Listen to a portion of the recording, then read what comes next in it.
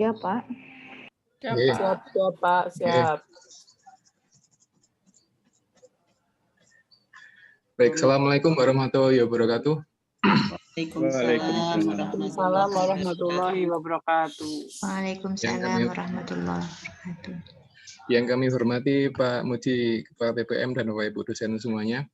Baik, alhamdulillah pada kesempatan siang hari ini kita dapat bertemu kembali dalam satu sesi acara pesanan publikasi, di mana pada kesempatan siang hari ini saya ingin berbagi tentang satu topik yang berjudul tentang various types of scholarly article. Jadi nanti saya akan banyak sharing tentang berbagai macam tipe artikel yang ada di publikasi internasional begitu.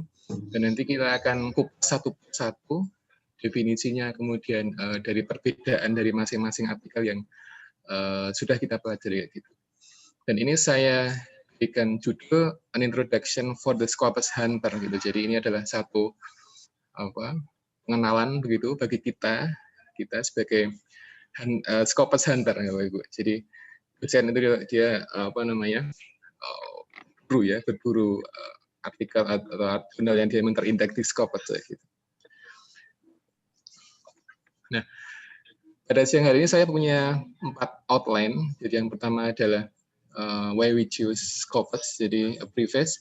Ini adalah satu alasan kenapa kita memilih Scopus. Jadi ini adalah satu indexing. Jadi ada 4 alasan yang nanti kita akan diskusikan bersama-sama. Terus yang kedua adalah research design dan juga tipe artikel. Jadi seperti apakah korelasi atau kaitan antara research design dengan tipe artikel, ya nanti kita akan diskusikan bersama-sama. Terus yang ketiga kita akan belajar bareng-bareng tentang typology of scholarly article. Jadi ini adalah materi intinya. Jadi kita akan mengupas satu persatu tipe artikel yang banyak dipublikasi di jurnal seperti itu, baik internasional ataupun dia yang jurnal yang nasional gitu. Yang keempat adalah original research versus review paper, which is the best. Jadi nanti kita akan membahas tentang manakah yang terbaik antara original artikel atau original research dengan artikel review. Jadi nanti manakah yang terbaik, apakah review paper dia yang the best-nya atau original research dia yang the best-nya. Kita akan kupas bareng-bareng di nanti di bagian akhir dari diskusi ini. Baik, untuk pretestnya bagaimana Bapak Ibu tadi? Lancar semua pretestnya? Karena saya menggunakan bahasa Inggris sebagai lancar ya. Saya menggunakan bahasa Inggris jadi biar ada suasana yang beda untuk ujiannya begitu ya. Baik, ini adalah outline yang pertama. Jadi kenapa kita memilih Scopus? Jadi Scopus itu kalau jadi Scopus. Jadi saking cepatnya nggak ada orang bilang Scopus gitu ya, Scopus. Tapi dia yang benar ada Scopus. Gitu. Ini ejaannya. Nah, saya menyumplik dari Elsevier ya. Jadi bukan Elsevier tapi Elsevier gitu. Jadi mereka memberikan 4 alasan kenapa kita memilih Scopus gitu ya. Jadi alasan yang pertama adalah combat predatory publishing and protect the integrity of the scholarly record. Jadi ini satu alasan yang sangat penting karena pada saat ini sangat banyak sekali publisher yang dia predator, yang dia tidak mengedepankan konten dari artikelnya, dan mereka juga banyak atau bahkan hampir semuanya dia hanya mementingkan finansial saja. Jadi urusan uang saja, jadi tidak mementingkan konten dari artikel yang masuk. Dan kadang peer review pun juga tidak kurang berkualitas dari sisi aspek yang diberikan atau masukannya seperti itu. Jadi seolah-olah hanya mengkoreksi titik koma saja gitu ya. Nah, dengan adanya Scopus ini harapannya para dosen dia bisa familiar dengan banyak jurnal yang indeksnya bagus gitu sehingga bisa meminimalisir submit artikel ke publisher yang dia memang dicurigai predator gitu.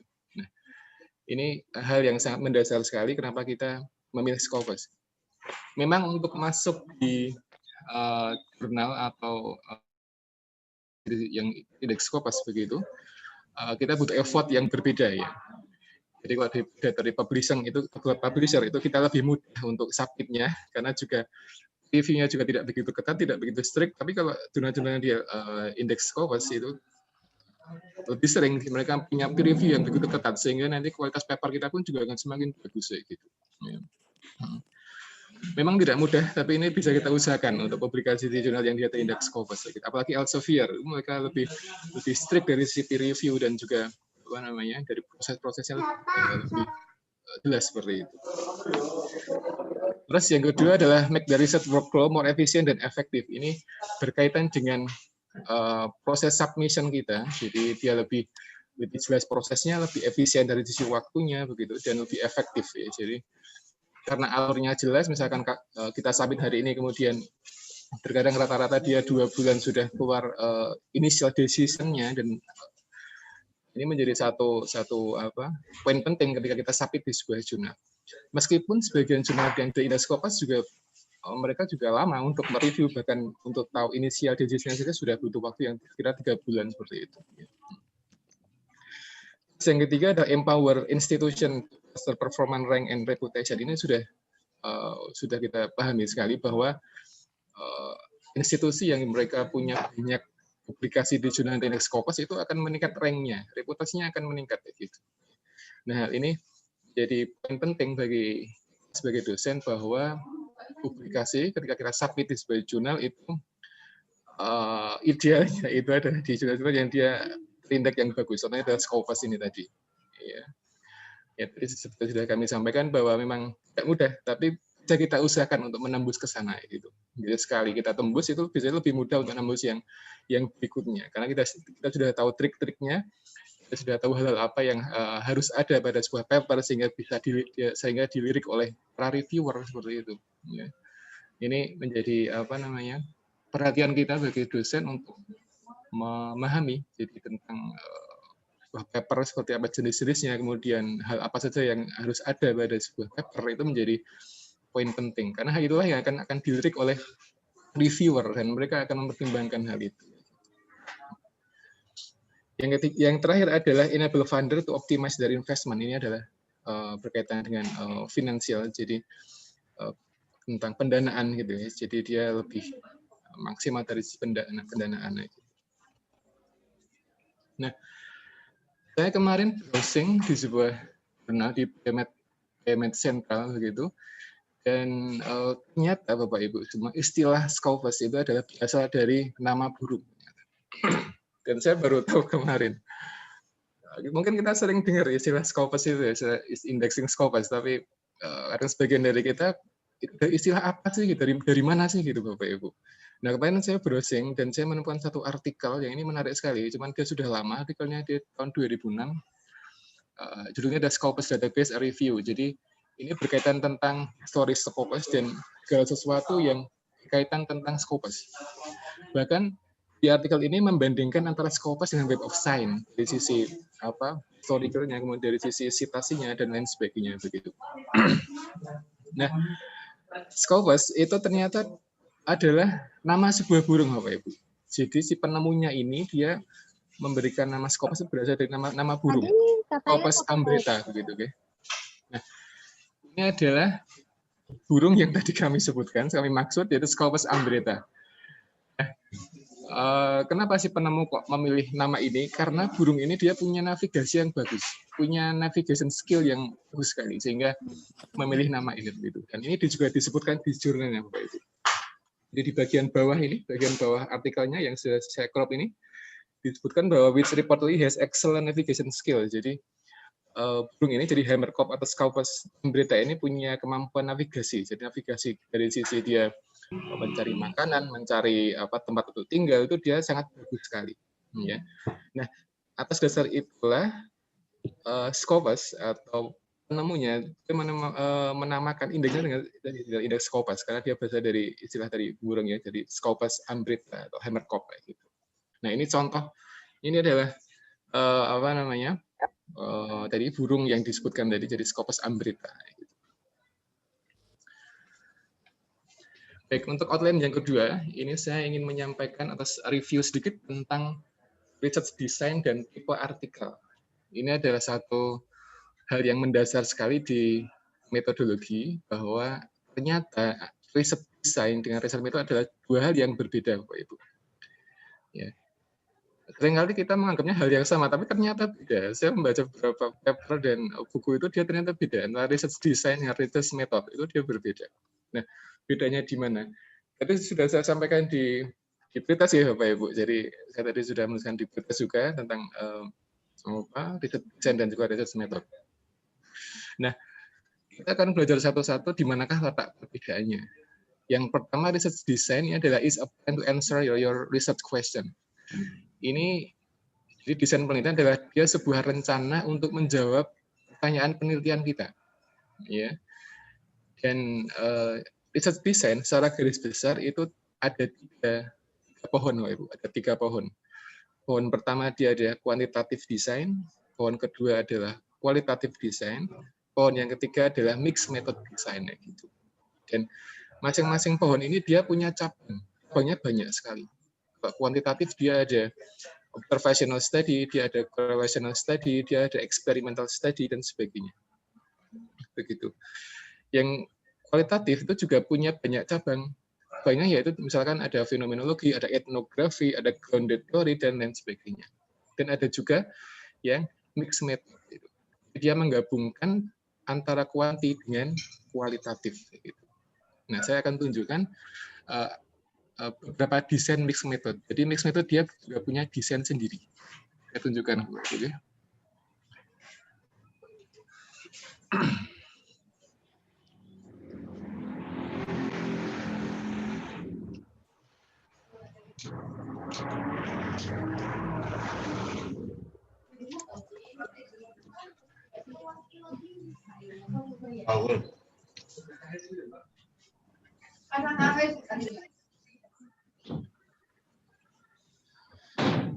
Nah, gambar ini menunjukkan ada 2 desain besar atau cabang dari pohon mixed method. Jadi yang pertama adalah sequential design, yang kedua adalah concurrent design. Nah, masing-masing desain dia punya desain sendiri, Bapak Ibu. Ya, ternyata mixed method dia lebih kompleks daripada kuanti saja atau kuali saja. Ya. Sequential dia ada dua tipe. Jadi seperti peneliti dia melakukan kualitatif dulu, kemudian yang kedua diikuti sama kuantitatif data. Kemudian datanya diinterpretasikan. Dan yang kedua, si peneliti dia melakukan kualitatif dulu, kemudian dia melakukan kualitatif dulu, kemudian hasilnya diinterpretasikan. Ini yang sequential design. Jadi desainnya dia bergantian karena sequential dan bergantian dan dia berurutan begitu. Ya. Terus yang desain kedua adalah concurrent design. Jadi desain ini dia menggabungkan kuanti dengan kuali dalam waktu yang sama. Jadi dilakukan dalam waktu yang bersama-sama seperti itu. Jadi kuanti ya jalan, kuali ya jalan. Kemudian hasilnya diinterpretasikan. Nah, pemilihan desain ini disesuaikan dengan pertanyaan peneliti seperti itu. Ya, jadi ketika kita memilih salah satu desain, kita harus punya argumen. Kira-kira apa argumennya? Gitu. Ya, dan masing-masing penelitian dia punya argumen yang berbeda-beda sehingga dia bisa menentukan manakah yang akan didahulukan, kualinya dulu atau kuantinya dulu. Nah, seringkali kuali dengan kuanti itu hasilnya berbeda, Bapak Ibu. Kadang yang kuali dia negatif, tapi yang kuanti dia positif. Nah, disinilah peran kita sebagai peneliti untuk membuat satu argumen. Kira-kira ini gimana? Kok ada satunya negatif, satunya kok positif? Nah, ini penelusuran evidence based, dan kita butuh sensitif data keyword sehingga kita dapat menemukan paper-paper yang dia bisa menjawab dari tips ini tadi. Ya, itu tentang mixed method. Lebih kompleks dari sisi analisisnya karena seringkali hasilnya berbeda antara kuanti dengan kuali, begitu Bapak Ibu. Nah, ini sebagai introduction saja ya, karena kalau dibahas secara luas nanti juga nggak cukup waktunya Bapak Ibu. Saya sebagai introduction saja.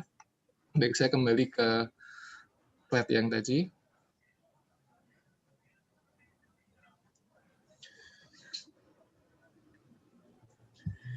Nah, tadi tentang research design kita ada tiga pohon. Pertama kuanti, kedua kuali, yang ketiga adalah mixed method. Nah, yang kedua adalah research method. Ini definisi dari research method is a strategy used to implement that plan. Jadi antara research design dengan method itu dia saling berkaitan dan berurutan dulu. Jadi dalam sebuah metode kita menentukan desainnya dulu sebelum metodenya, dengan dibalik Bapak Ibu. Ya, kita melakukan desainnya dulu baru ya. Nah, metode ini berkaitan dengan desain. Misalkan dia kuanti. Yang jelas tebak-tebakannya, masuk hewan apa yang berkaki 3? Ayo nggak tahu, nggak ada. Unmute aja Pak. Ya, sebentar. Hostnya. Wah, angel Kita Makanya masuk. Ini sekitar. Mohon maaf Bapak Ibu. Tak mikir dulu. Sudah semua. Berapa Ya. mana? Kita mikir. Jadi untuk yang research method itu adalah dia sebuah strategi untuk mengimplementasikan rencana tadi. Ya. Kalau kuantitatif dia bisa. Awalnya sambil kayak gini loh Bapak yang Atau dia bisa eksperimen seperti itu. Ya. Kalau yang kuali dia bisa focus group discussion. Kemudian mixed method juga disesuaikan dengan desainnya Bapak Ibu semua. Ya. Jadi itulah perbedaan antara research design dengan research method. Jadi desain itu adalah didahulukan dulu, kemudian metode kayak gitu. Nah, pemahaman ini penting ketika kita akan mempublikasikan sebuah paper. Ya, karena masing-masing paper dia juga punya desain dan juga punya metode seperti itu. Ya.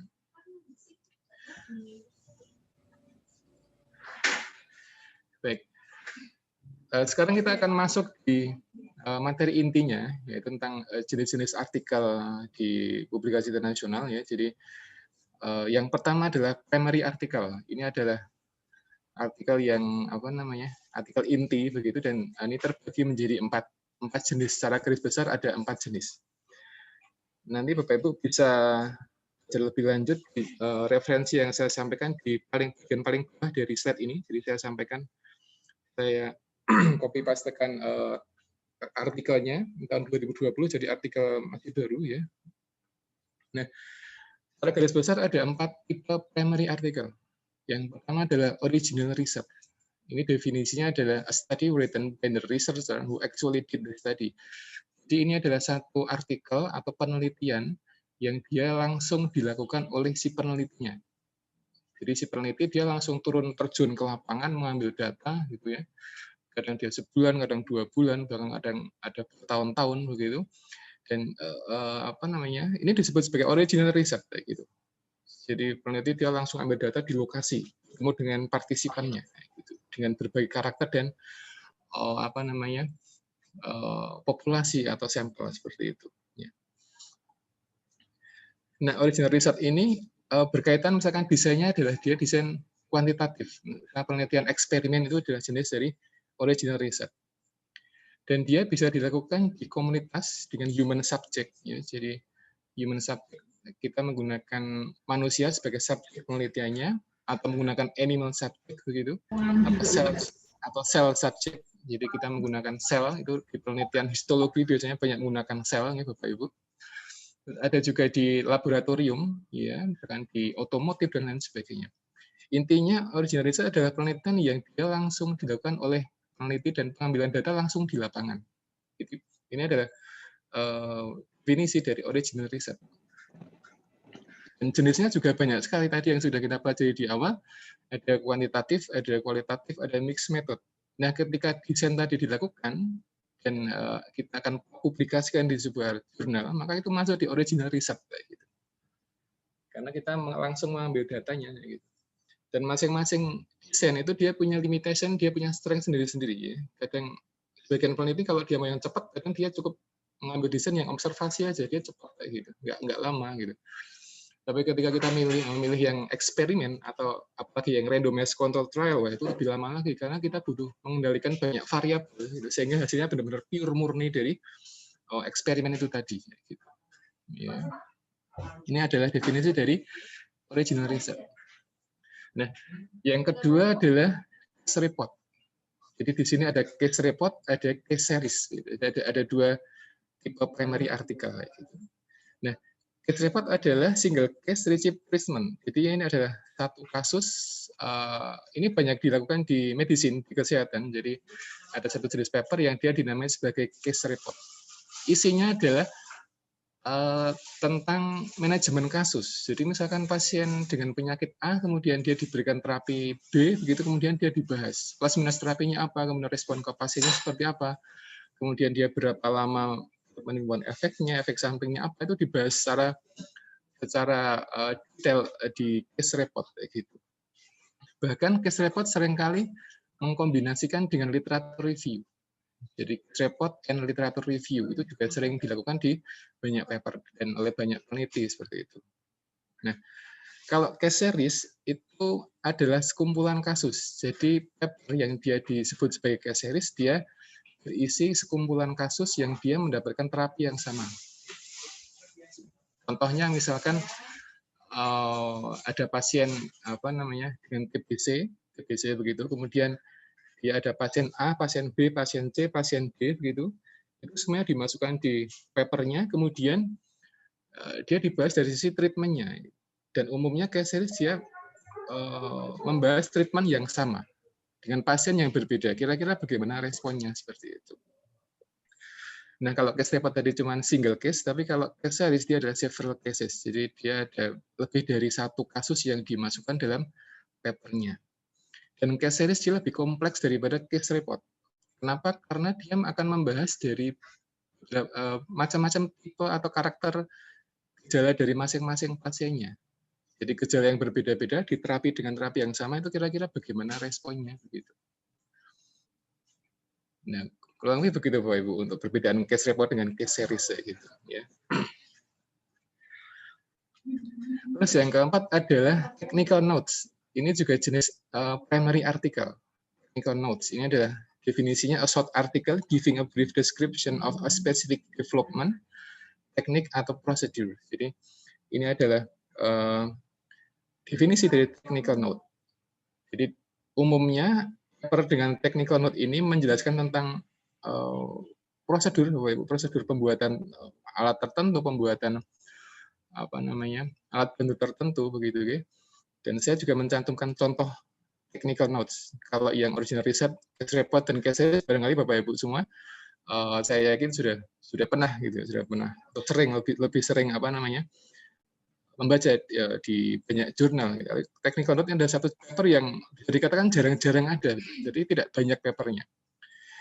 Jadi technical notes ini adalah tidak sebanyak original research, tidak sebanyak case report, tidak sebanyak case series dari populasi yang gitu. Nah, ini adalah contoh dari technical notes. Saya kemarin mengambil atau menyuplik dari PMC Oral Health.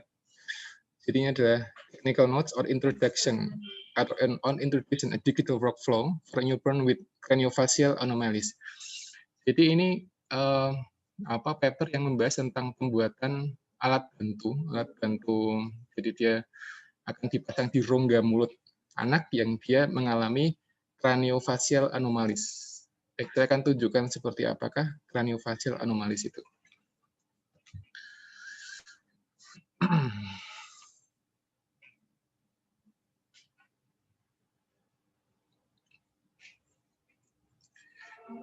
Ini bisa dilihat nggih Bapak Ibu nggih? Share screen saya. Bisa dilihat nggih?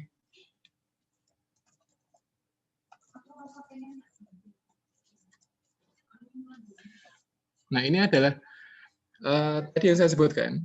Jadi saya menyebutkan craniofacial anomalies ya. Ini adalah kelainan yang dia sifatnya kongenital, jadi sejak lahir begitu. Jadi dia ada kelainan di bagian kepala, kranial dan facial. Jadi dia ada hubungan dua kelainan, baik dari kepala, dari tengkoraknya. Yang kedua adalah dari sisi wajahnya begitu. Nah, anak dengan kondisi ini atau craniofacial anomalies ini, sebagian kasusnya dia tidak bisa membuka mulut secara maksimal begitu, ya, sehingga dia butuh alat bantu begitu, alat bantu. Ya. Dan ini dibahas tadi di technical notes, di technical notes. Jadi dia membuat alat bantu yang dipasang di rongga-rongga mulut begitu. Nah, ini contoh dari craniofacial anomalies, Ibu. Jadi ini bentuk satu kelainan pada anak yang dia baru lahir begitu ya, kongenital, sejak lahir dia ada kelainan seperti itu. Dan dia tipenya bermacam-macam, Ibu. Tipe kelainannya dia bermacam-macam seperti ini, ya, begitu. Yeah. Yeah.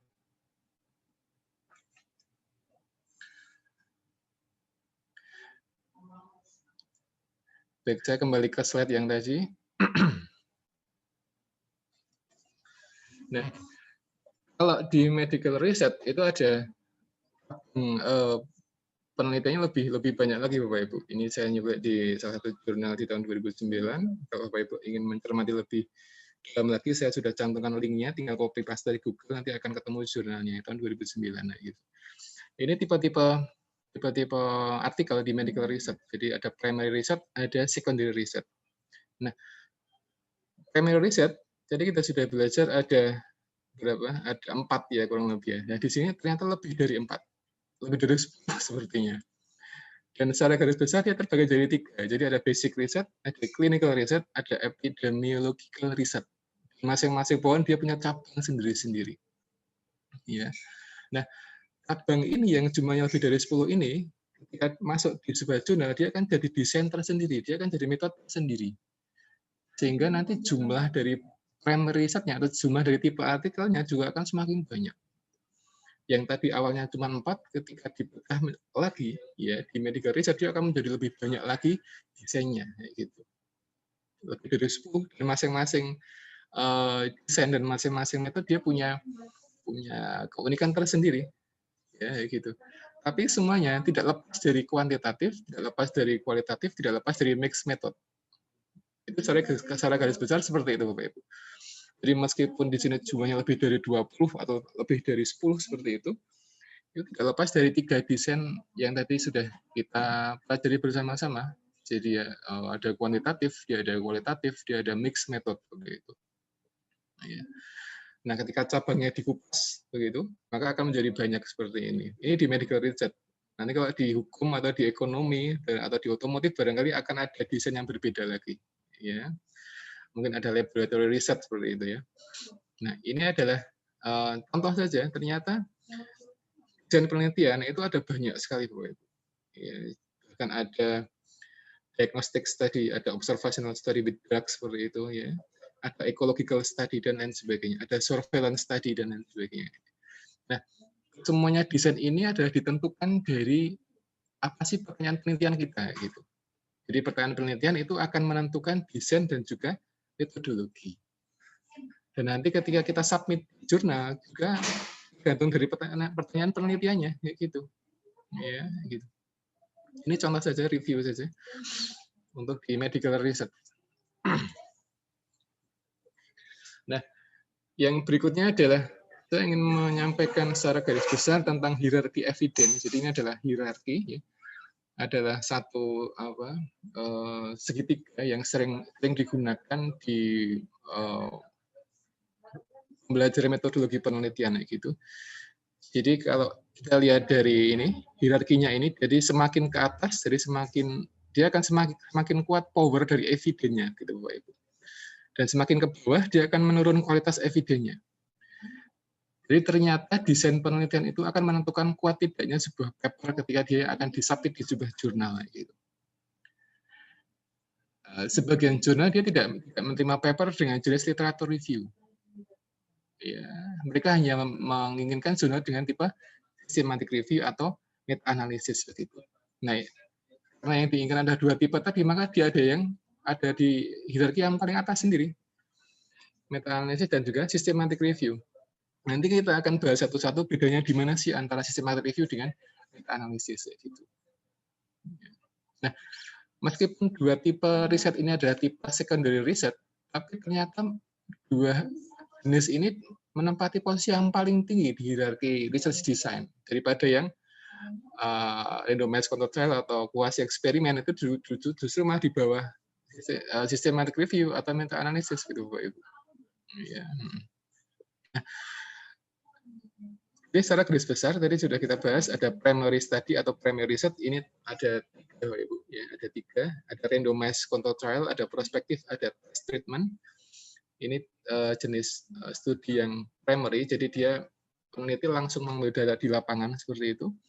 Experimental study, ada randomized control trial dan juga quasi experimental study. Ada 2 secara garis besar begitu ya. Terus yang berikutnya yang kedua ada cohort study, ya. Jadi ada prospektif, jadi prospektif cohort study yaitu ada cohort has been exposed, jadi partisipannya dia sudah terekspos dengan sebuah kondisi gitu, berkaitan dengan resiko atau observasi dan lain sebagainya. Terus ada juga case control study atau retrospective case control study gitu. Nah, ini 3 jenis ini memiliki keunggulan karena dia diambil langsung di populasi atau sampelnya begitu ya. Dan dia memiliki power yang cukup besar daripada yang model kayak narrative review, report, dan case series dan lain sebagainya. Atau expert opinion, atau editorial itu malah kualitas evidensinya malah rendah begitu, ya kurang begitu bagus. Nah, dari segitiga ini kita bisa mengambil satu kesimpulan bahwa ketika kita yang menyusun atau membuat penelitian itu usahakan desainnya ada desain yang ada di 3 poin besar, eksperimen atau case study atau case control study. Case study atau case control itu banyak di medicine atau health science begitu. Tapi kalau randomized control trial atau eksperimen itu banyak ya, di ekonomi juga bisa, di pendidikan juga bisa, di hukum juga bisa, jadi lebih luas cakupannya gitu. Jadi pemilihan desain penelitian itu akan menentukan kesuksesan kita dalam publikasi internasional. Jadi kalau desainnya itu biasa-biasa aja, itu nanti tidak akan dilirik oleh reviewer. Wah, ini desainnya biasa-biasa aja, tidak ada sesuatu yang eye-catching gitu, jadi biasa-biasa aja. Ya, itu akan menjadi problem bagi kita ketika kita submit di sebuah jurnal gitu ya. Ketika terlalu sering di-reject akan menjadi problem, akan meningkatkan stresor kita gitu ya. Gitu. Jadi ini menjadi poin penting gitu. Nah, inilah yang tadi sudah kita pelajari, ada report, ada case series, ada riset tentang hubungan, correlational study, ada cross-sectional study gitu ya. Kemudian ada analytical study design, ada cross-sectional analytical design, kemudian ada case control, ada cohort study, dan ada interventional study atau clinical trial. Dan biasanya dilakukan di penelitian yang dia menguji coba obat, Bapak Ibu, untuk yang clinical trial gitu. Apalagi sekarang di zaman pandemi ini, banyak sekali penelitian yang dia menguji cobakan obat dengan desain tadi, randomized control trial tadi. Ya. Jadi kalau Bapak Ibu mengikuti jurnal di NEJM, New England Journal of Medicine, itu banyak sekali publikasikan artikel-artikel tentang perkembangan COVID-19 sudah sejauh mana, begitu Bapak Ibu. Ya, karena infeksinya juga semakin banyak, maka perlu sekali sebuah desain penelitian yang dia kuat untuk bagaimana sih biar insidennya atau prevalensinya dia akan menurun gitu. Nah, untuk mencapai itu, maka desain terbaiknya adalah clinical trial karena dia bisa digunakan untuk menguji coba obat atau treatment seperti itu. Nah, itu tadi yang pertama tentang primary research. Jadi secara garis besar ada 3 Bapak Ibu atau 4. Jadi yang pertama adalah original research, yang kedua adalah case report, yang ketiga adalah series, yang keempat adalah technical note gitu. Ya. Dan ini technical notes ini juga bisa diimplementasikan di informatika, misalkan menyusun sebuah algoritma gitu ya, atau mungkin di otomotif menyusun sebuah alat tertentu dan lain sebagainya, atau mungkin di industri juga terbuka lebar kesempatan untuk membuat technical note paper gitu. Nah, kemudian tadi kita sudah belajar tentang primary research. Yang berikutnya, yang kedua, kita akan belajar tentang typology of scholarly article, secondary article. Ini artinya sebuah artikel yang datanya itu diambil dari data-data sekunder, bukan primer. Artinya kita mengambil datanya dari database, online database begitu. Jadi tidak langsung di lapangan, tidak langsung di populasi, tidak langsung di study participant kita, tidak langsung tapi kita mengambilnya dari database ya, secondary data. Nah, ini ada kurang lebih ada 10 jenis secondary artikel Bapak Ibu. Ini saya mengambilnya dari referensi yang saya cantumkan di paling bawah ini ya. Nanti Bapak Ibu bisa membaca secara utuh untuk artikelnya. Baik. Kita akan belajar satu-satu apa sih perbedaan dari masing-masing review artikel ini ya, karena ada 10. Nanti akan saya sampaikan garis besarnya saja. Baik, kita akan mengupas langsung dari jurnalnya, biar Bapak Ibu tahu seperti apakah jurnalnya. Saya mengambil slide-nya ini dari jurnal ini Bapak Ibu. Dari jurnal ini. Ini judulnya adalah review typology, the basic types of review for synthesizing evidence for the purpose of knowledge translation. Jadi ini adalah papernya adalah dia review artikel, ya, dia mereview juga dari berbagai macam jenis artikel yang dia masuk di secondary artikel, itu dimasukkan di paper ini, kemudian direview dari strength-nya gimana, weakness-nya gimana, kemudian fitur-fiturnya seperti apa, itu dibahas semua di paper ini, ya, gitu. Nah, ketika Bapak Ibu akan membuat satu paper dengan jenis review, itu artikel ini akan sangat bagus sekali karena akan menjadi guideline dalam penyusunan reviewnya seperti itu. Ya. Nanti bisa dibaca untuk artikelnya. Baik, saya akan mulai satu-satu mengupas. Mulai dari literatur review. Ya, literatur review. Nah, tadi saya sudah menyampaikan atau sudah menuliskan di soal, jadi apakah literatur review itu dia bisa disebut sebagai narrative review atau overview, dan jawabannya adalah iya. Jadi literatur review itu dia punya sinonim, ya, sinonimnya adalah narrative review atau overview. Jadi ketika Bapak Ibu membaca sebuah paper dan dia judulnya adalah narrative review, maka pada dasarnya dia adalah literatur review. Ya, jujur ketika kita membaca paper dengan judul overview, maka paper tersebut adalah masuk dari kategori literatur review seperti itu. Mas Arif.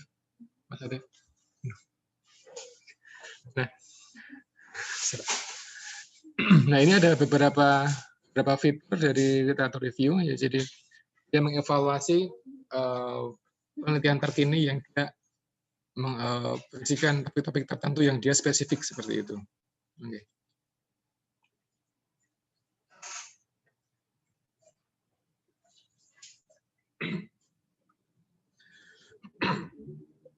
Dan ini adalah jenis review yang paling mudah untuk disusun, Bapak Ibu. Paling mudah disusun. Hanya saja dia kelemahannya, dia lebih banyak berpotensi untuk menimbulkan bias dari temuannya. Karena tidak semua temuannya dia positif semua, terkadang bagian review semuanya dia ada yang negatif, ada yang positif, dan itu semuanya dikumpulkan jadi satu, kemudian kita review, kita analisis hasilnya, dan kita buat sebuah kesimpulan, nah, gitu. Ya. Nah, ini adalah jenis paper yang paling mudah dilakukan. Ya, begitu.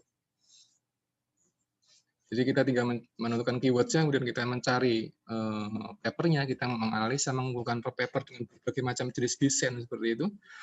Kuanti kita masukkan, kuali kita masukkan, mix method kita masukkan, review paper juga kita masukkan, kemudian kita analisis hasilnya satu persatu. Ini yang paling mudah sekali adalah literatur review. Dan kalau deskripsi itu paling mudah mendeteksi literatur review ada di bagian 2, di tinjauan pustaka itu ada semuanya isinya literatur review. Atau di bagian pendahuluan, di bagian awal itu adalah literatur review. Jadi peneliti dia menyampaikan alasan kenapa dia ambil penelitiannya, kemudian dia menentukan case-nya, kemudian dia menentukan desainnya, itu juga bagian dari literatur review. Yang kedua adalah scoping review. Review adalah satu jenis review yang ketika kita membuat scoping review, kita mengincludekan, kita memasukkan penelitian yang sedang dilakukan. Jadi di sini tertulis including ongoing research. Ya. Nah, seperti apakah contoh include ongoing research? Itu adalah penelitian yang kalau Bapak Ibu pernah membaca tentang studi protokol.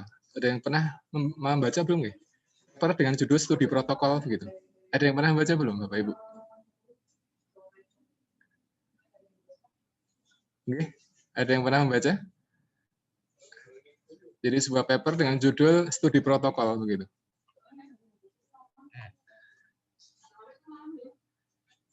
Kalau tidak ada, sebaik saya akan berikan contohnya seperti apakah studi protokol begitu.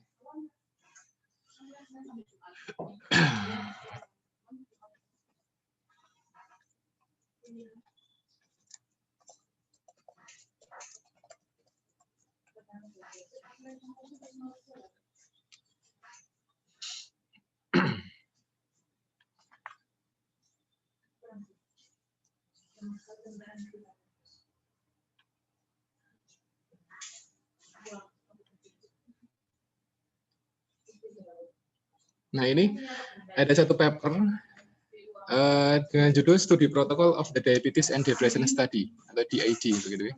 Nah, paper dengan judul Studi Protokol itu isinya hanya batas proposal saja, Bapak Ibu. Batas proposal saja. Hasilnya dia belum dimasukkan, ya, dia hanya proposal saja. Gitu ya. Kalaupun ada diskusi, itu pun diskusinya masih superficial karena penelitiannya barangkali akan baru atau sedang dilakukan gitu, Bapak Ibu. Nah, di protokol itu dia bisa dimasukkan di scoping review. Ya, jadi ketika kita mengincludekan scoping review, studi protokol dalam scoping review, itu kita tuliskan hasilnya this is ongoing study. Gitu. This is ongoing study atau penelitian yang sedang dilakukan. Ya.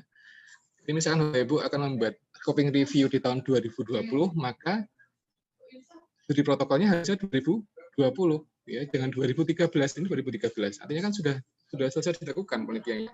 Jadi sebenarnya sudah ada hasilnya dari studi ini, ya. Jadi riset ini menganalisa, ya, tentang diabetes dan depresi, ya, karena seringkali pasien dengan diabetes dia juga mengalami depresi, sehingga ini mengkaji treatment tertentu untuk mengatasi pasien diabetes dan juga depresinya seperti itu. Nah, pada tahun di mana artikel ini publish itu masih studi protokol. Nah, ini bisa dimasukkan di scoping review. Ya, scoping review. Jadi dia mengikutkan ongoing research gitu, Bapak Ibu. Saya kembali di slide. Karena masih banyak ini materinya. Nah, yang ketiga adalah critical review. Ini ada jenis yang ketiga. Ini pada intinya adalah kita menganalisa sebuah di kesehatan itu menganalisa sebuah treatment tertentu seberapa efektifkah treatment ini bagi pasien itu. Ya, ini contoh dari critical review. Nah, artikel ini juga disampaikan contoh dari masing-masing desainnya, Bapak Ibu. Jadi nanti ketika Bapak Ibu membaca artikel ini, nanti ada contohnya, contoh artikel ya, misalkan literatur review dia ada judulnya sendiri, dia ada tujuannya apa dan lain sebagainya. Di semuanya desain dia disebutkan. Jadi nanti bisa dibaca per artikel, ya, per desain seperti itu. Ya.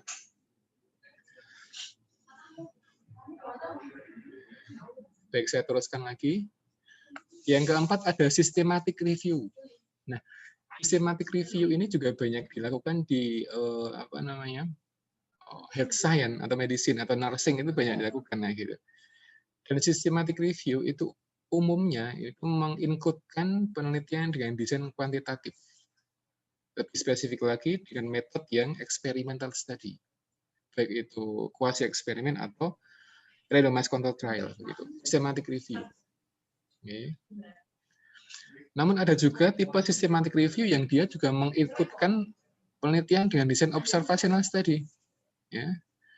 Misalkan paper dengan judul Systematic Review of Observational Study itu juga ada yang seperti itu. Namun mayoritas systematic review itu mengikutkan penelitian dengan desain kuantitatif lebih spesifik ke metode yang experimental study. Baik itu quasi atau mungkin randomized control trial. Ini yang systematic review. Ya. Yang berikutnya adalah meta-analisis. Ini mirip dengan systematic review, tapi dia lebih strict di aspek statistical analysis, Bapak Ibu. Ya. Jadi ketika kita membaca paper dengan jenis meta-analisis, itu akan lebih banyak membahas tentang statistikalnya. Statistiknya seperti apa. Ya. Dan kalau di medicine, itu ada yang namanya effect size. Jadi effect size itu adalah satu jenis angka ya yang dia menentukan seberapa besar si efek treatment ke sebuah populasi atau responden, ya, efek size begitu. Nah, di meta-analisis ini dikupas banyak tentang efek size, seberapa besar efek sebuah treatment di sebuah populasi gitu ya. Tentunya efek size itu akan dapat kita temukan ketika kita mereview sebuah paper dengan desainnya adalah kuantitatif, metodenya adalah experimental study. Itu efek size-nya. Ya. Itu meta-analisis. Jadi saya ulang lagi, jadi perbedaan mendasar antara systematic review dengan meta-analisis adalah pada meta-analisis itu fokus membahas tentang statistical outcome-nya.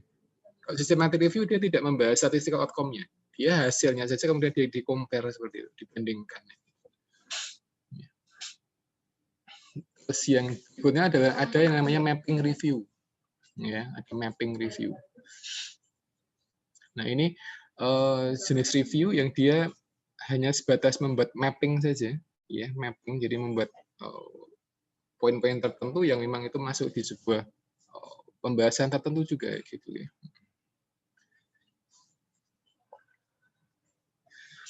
Ya, karena dia hanya sebatas mapping saja, maka hasil dari mapping review dia akan menjadi apa namanya, membuka peluang lebar untuk analisis dari hasilnya, yaitu further analysis. Jadi ini menjadi apa? Menjadi gears-nya seperti itu. Dan untuk mapping review, Bapak bisa membaca artikel dengan judul di sini. Ya.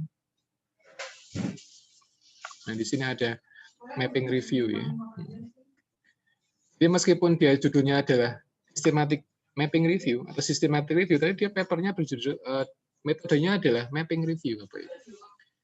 Sistematik adalah proses dari searching evidence base-nya, sistematik dengan inklusi, eksklusi kriteria, kemudian dengan seleksi paper yang ketat ya, dan sebagainya. Begitu.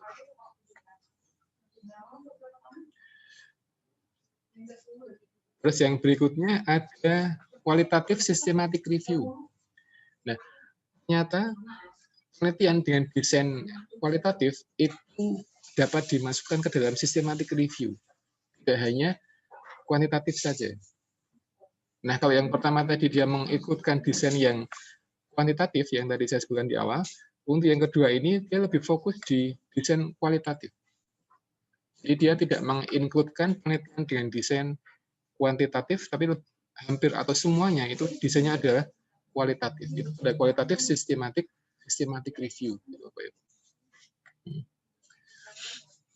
Ya. Di systematic di desain ini dia lebih ke komparasi hasilnya, begitu, ya, komparasi hasilnya. Ya, tapi kalau di metasintesis dia ada juga desain dengan nama metasintesis, ya. Jadi dia mirip dengan sistem systematic review, gitu ya.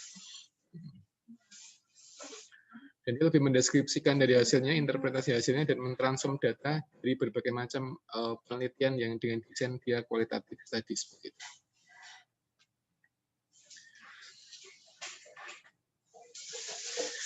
Terus ada juga realist review. Ini adalah jenis paper yang lain. Jadi ini kalau di kesehatan itu dia menganalisa sebuah intervensi yang kompleks. Misalkan satu pasien dia dapat terapi yang banyak, kemudian dianalisis efektivitas dari terapinya. Nah, karena dia tipenya adalah analisis, maka di antara kelemahan dari paper ini adalah dia akan menghabiskan waktu yang cukup lama, Bapak Ibu, untuk direview. Nah, ini disampaikan di sini. Weakness-nya salah satunya adalah complicated dan juga time consuming for reviewer. Jadi reviewer ketika dia membaca paper dengan jenis realist review, dia akan butuh waktu yang sangat lama untuk mencerna, kemudian mengetahui isi papernya, untuk menganalisa tipsnya, dia butuh waktu yang lama daripada mereview artikel dengan tipe literatur review tadi yang tadi saya sebutkan di awal, gitu. Ya. Nah, yang terakhir adalah umbrella review. Umbrella itu payung, jadi umbrella review ya. Jadi artikel dengan jenis ini itu dia merangkum semua jenis review. Jadi ketika Bapak Ibu membaca paper dengan judul umbrella review, itu mayoritas papernya yang diinkluskan adalah paper yang masuk dalam desainnya review saja. Ya. Misalkan ada paper judul umbrella review, maka semua artikel yang dimasukkan dalam umbrella review adalah tipenya review semua. Jadi kadang tidak ada yang kuantitatif, tidak ada yang kualitatif, nggak ada yang mix method, tapi dia semuanya review semua, begitu Pak Ibu. Nah, ini gambaran garis besar tentang berbagai macam paper yang dia masuk di secondary artikel. Ya. Baik, saya kembali ke slide lagi. Nah, ini ada 10 jenis artikel, dan ini sudah kita sampaikan, sudah kita pelajari bersama-sama tentang jenisnya, perbedaannya, limitasinya seperti apa, dan lain sebagainya. Untuk pendalaman materi, Bapak Ibu bisa membaca di paper yang tadi saya sampaikan, dan di sini di slide ini juga saya cantumkan referensinya. gitu, tahun 2017 begitu. Nah, yang ketiga adalah special article. Jadi yang pertama ada primary article, yang kedua ada secondary article, yang ketiga ada special article. Nanti ada yang keempat, ada yang kelima. Jadi ternyata banyak sekali Ibu tipe-tipe artikel di publikasi internasional gitu ya. Nah, nanti akan saya sampaikan masing-masing item ini ada paper yang saya bawakan di slide ini, di materi ini. Nanti kita akan belajar bersama-sama. Baik. Yang pertama adalah letter to editor, yang kedua ada koresponden, yang ketiga ada short communication, yang keempat ada editorial, yang kelima ada komentaris, yang keempat ada pictorial essay, yang terakhir adalah ada perspektif. Nah, apa sih yang disebut sebagai letter to editor? Ini adalah satu brief report that is within the journal scope and of particular interest to the community, but not suitable as a standard research article. Jadi ini adalah satu paper yang ditulis oleh author, dan author ini dia adalah editor, ya, dan dia disampaikan kepada editor, letter to editor. Nah, paper jenis ini tidak bisa dikatakan sebagai penelitian yang standar, karena dia hanya sekedar nulis surat saja, Bu. Nulis surat buat editor, entah dia isinya keluhan, atau dia sebuah testimoni sebuah paper, itu letter to editor. Dan sebagian jurnal dia menerima paper dengan jenis letter to editor. Ya. Nah, barangkali Bapak Ibu semua yang mengelola jurnal di Unima ini bisa membuat satu jenis paper, ya, misalkan menerbitkan special issue, intinya letter to editor. Jadi kita membuka kesempatan kepada author untuk menulis surat kepada editor jurnal, gitu. Kira-kira jurnalnya bagaimana, scope-nya gimana, yang kualitas paper yang dipublikasikan seperti apa, itu juga masuk di letter to editor. Ini sejenis surat terbuka buat editor, Bapak Ibu. Jadi bisa berisi masukan kepada editor, masukan kepada jurnalnya, atau apa nggak setuju dengan konten sebuah jurnal, itu tidak ada masalah ketika kita menulis di letter to editor. Gitu. Nah, ini saya ada contohnya, Bapak Ibu. Ada contoh jurnal atau artikel dengan judul letter to editor. Ya. Nah, ini penulisnya atau Carlo Amendolia ini, beliau menyampaikan ucapan terima kasih kepada Journal of Canadian Chiropractic Association. Jadi dia menyampaikan terima kasih karena sudah banyak, karena jurnalnya ini sudah banyak mempublikasikan artikel-artikel untuk perawatan pasien-pasien dengan gangguan tulang belakang, spine care. Spine care itu tulang belakang, jadi perawatan tulang belakang gitu. Ya. Nah, apalagi lansia, ya Bapak Ibu, lansia itu lebih sering mengalami permasalahan di tulang belakang, sehingga paper ini atau jurnal ini banyak mengupas tentang seluk-beluk keluhan yang ada di tulang belakang. Ya, The Journal of Canadian Chiropractic Association begitu. Ini ada contoh letter editor. Jadi penulisnya dia mengucapkan terima kasih kepada editorial, kepada editornya, atau mengucapkan selamat ya. I would like to congratulate to Dr. Mark Erwin dan seterusnya, dan sebagainya gitu ya. Jadi dia memuji dari jurnal ini karena sudah banyak mempublikasikan artikel-artikel yang dia fokus pada spine care gitu. Nah, yang kedua adalah koresponden. Ini adalah special article ya. Jadi analyze part of an article that it has previously been published. Jadi dia menganalisa sebuah artikel yang dia pernah terbit sebelumnya. Gitu. Dan dia memberikan contoh paper koresponden. Nah, ini. Jadi ini adalah artikel yang terbaru, baru kemarin terbit 29 Oktober 2020 di New England Journal of Medicine. Jadi artikel ini atau penulisnya memfollow up operasi, Bapak Ibu, operasi bilateral hand transplantation. Jadi operasi menyambung tangan. Jadi tangan yang putus itu dia disambung lagi. Nah, judulnya adalah 20 years follow-up of 2 cases of bilateral hand transplantation. Jadi penulisnya itu memfollow up operasi sambung tangan selama 20 tahun. Ya, jadi dia melihat 2 pasien yang disambung tangannya pada tahun 2000, kemudian dia mengikuti perkembangannya itu selama 20 tahun, Bapak ya. Bayangkan 20 tahun, jadi nggak cuma setahun, 2 tahun, tapi 20 tahun dia mengamati perkembangan seberapa efektif sih operasi dari sambung tangan ini. Dan pada tahun 2020, paper ini dipublikasikan dalam bentuk koresponden artikel. Jadi menyambung tangan. Jadi tangan yang dia sudah putus, ya putusnya bisa karena dia sejak lahir sudah tidak punya tangan, kemudian dia disambung tangan baru, gitu. Disambung tangan dan dia diamati dari selama 20 tahun. Gitu. Jadi dari outcome-nya yang bisa kita baca, each of the patient can perform activities of daily living. Jadi sebagian pasien atau pasien yang diikutkan pada artikel ini, itu dia bisa aktivitas seperti biasanya, seperti orang-orang yang lainnya. Jadi setelah 20 tahun dievaluasi, ternyata operasi sambung tangan ini berhasil, dan dia bisa membuat orang yang tadinya tidak punya tangan, dia punya tangan. Gitu. Tapi tangan tadi, tangan sambungan. Jadi dia disambung tangannya. Baik, jadi biar nggak penasaran, saya tunjukkan seperti apa bilateral hand transplantation. Sambung tangan.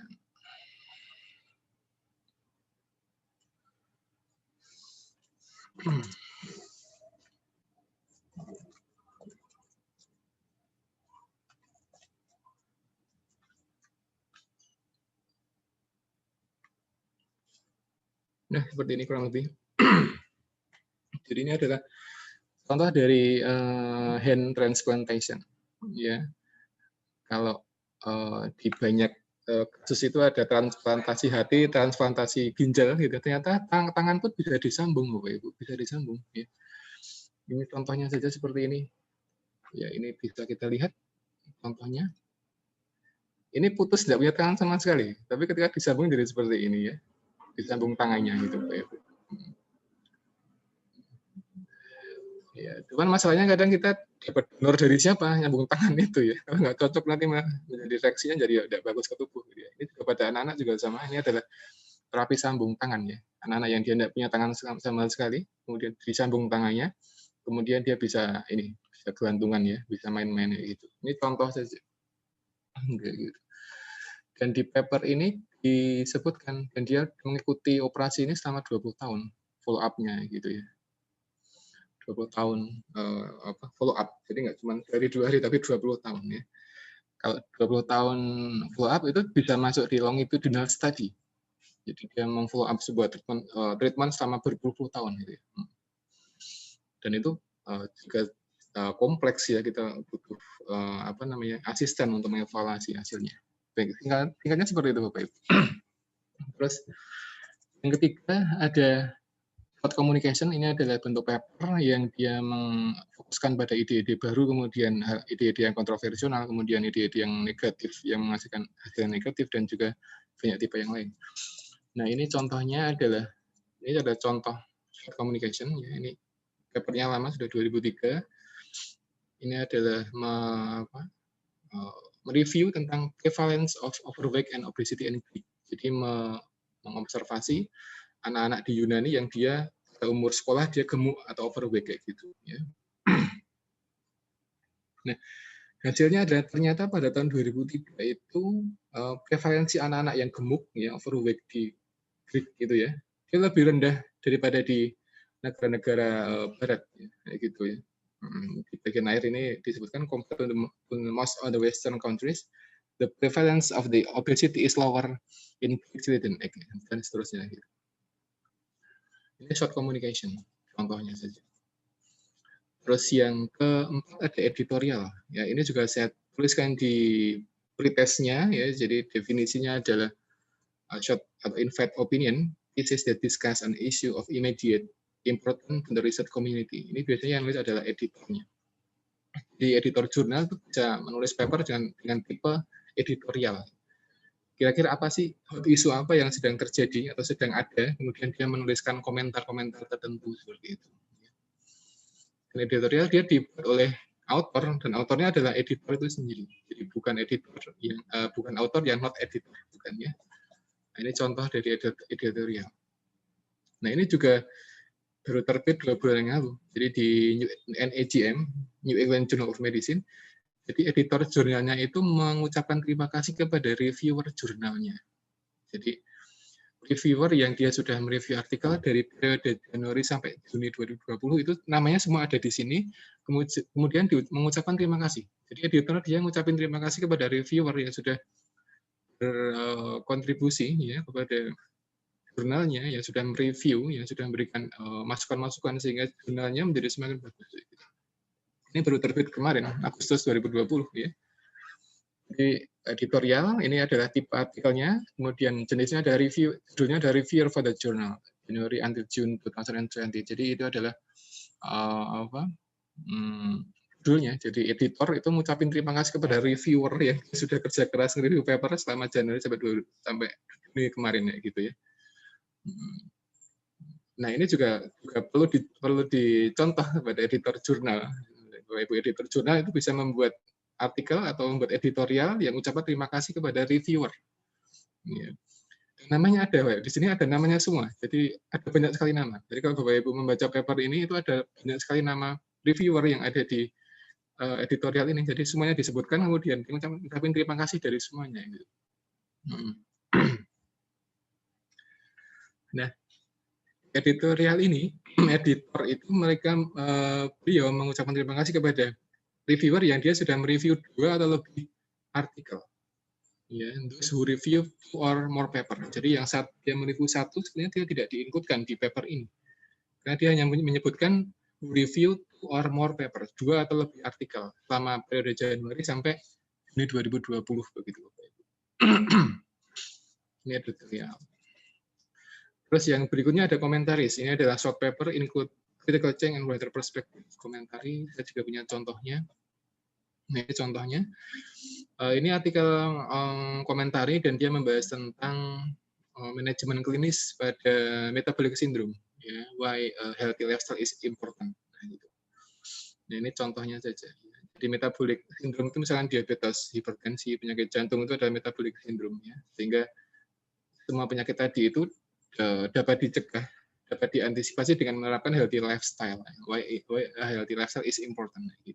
Jadi penulisnya dia membuat komentar ya, jadi kayak membuat membuat surat mirip-mirip letter to editor, membuat komentar terhadap ini pentingnya manajemen klinis pada sindrom atau pada metabolic syndrome ya. Dan penulisnya dia memfokuskan papernya pada healthy lifestyle saja. Ya, karena metabolic syndrome itu dia butuh terapi yang banyak sekali, dan di antara terapinya adalah dengan healthy lifestyle. Jadi, nah penulisnya dia fokus pada healthy lifestyle. Itu pada komentari. Terus yang berikutnya itu ada pictorial essay. Pictorial essay adalah a type of educational article that aims to provide textual and visual portrayal of a topic issue. Nah ini adalah contoh dari pictorial essay. Dan saya membaca artikel-artikel dengan tipe pictorial essay itu banyak mengupas di radiologi, di kedokteran dan dia di radiologi. Jadi dia membahas ini pada Ronsen ya, Bapak Ibu, Ronsen. Ini juga terbitnya tahun ini 2020 bulan Juni kemarin. Jadi dia memfoto rak begitu ya pada pasien-pasien COVID-19 yang dengan keluhan pneumonia gitu ya. Nah, pictorial essay ini dapat dikombin dengan literatur review. Nah, ini jadi kita sudah membahas literatur review. Jadi paper ini pictorial essay itu with literatur review. Jadi dia mengkombinkan dua desain ya, dua desain penelitian gitu. Pictorial essay dan juga literatur review. Jadi semua gambar-gambar, semua hasil ronsen pada pasien-pasien dengan COVID-19 ya, yang dia mengalami pneumonia itu dimasukkan di paper ini, kemudian dia dianalisa hasil ronsennya. Ya. Dan karena ini pictorial essay, maka tuntutannya adalah harus menampilkan gambar yang high quality, gambar yang dia kualitasnya bagus sehingga dia mudah dibaca, dia mudah diketahui oleh mereka yang memang yang berkutat di dunia radiologi gitu. Jadi kualitas gambarnya juga harus high quality ya. Jadi dari resolusinya dan sebagainya. Jadi itu yang terpenting pada pictorial essay. Terus ada juga paper yang berjudul perspektif ya, perspektif. Ini adalah paper case review juga yang dia mereview ya sebuah topik begitu, dan dia mengedepankan perspektif dari penulisnya. Ya, ini Pak Muji punya paper perspektif Bapak Ibu. Ya, dan terbitnya tahun ini. Saya membaca papernya menarik sekali. Jadi beliau membahas tentang alternative mode of curriculum development for vocational higher education, Indonesian perspective. Nah, karena penulisnya adalah semua orang Indonesia, maka ditulis Indonesian Perspective. Ya. Kalau penulisnya mereka adalah orang-orang Asia, Indonesia, Thailand, kemudian misalkan China, ya, jadi Asian Perspective. Gitu. Ya. Nah, ini adalah tujuan dari perspektif orang Indonesia seperti apa sih model kurikulum yang dapat dikembangkan pada pendidikan vokasi seperti apa. Nah, ini dibahas oleh Pak Muji di sini. Jadi bagus sekali papernya. Ya. Barangkali yang penasaran dengan isinya bisa download di Google, kemudian dibaca kontennya, sangat menarik sekali karena pengembangan kurikulum gitu ya, di edukasi vokasi, pendidikan vokasi begitu ya.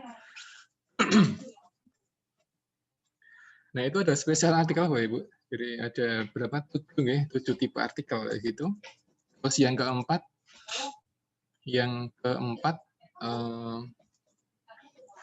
ini saya juga punya paper. Yang keempat adalah dari artikel. Jadi ini adalah tipe artikel yang keempat, yaitu dia textbook, dia publikasi textbook begitu ya. Kalau Bapak Ibu membaca atau searching di NCBI begitu, ada sebagian artikel yang dia sifatnya textbook. Tapi dia kadang hanya sebagian saja, sebagian textbook, misalkan dia bab 5, bab 6 dan sebagainya. Tidak semua textbook dia dipublikasikan di sana.